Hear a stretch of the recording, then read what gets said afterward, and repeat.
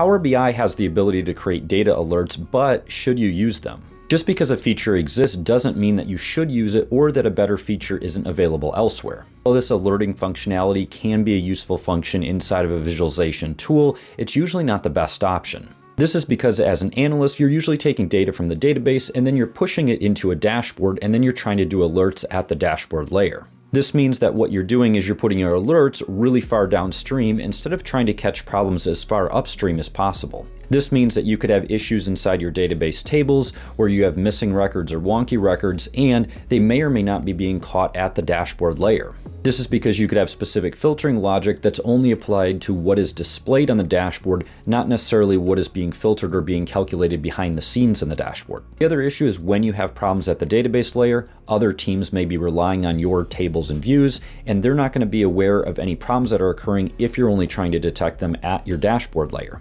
So whenever you're looking for certain errors, you want to make sure that you're doing those checks at the appropriate level and you're using the appropriate tools for the job. In this case, you want to use SQL as much as possible to automate those checks on your data and on the results that you're providing, and you can even wrap all that inside of a Python script and send automated alerts to you and your stakeholders.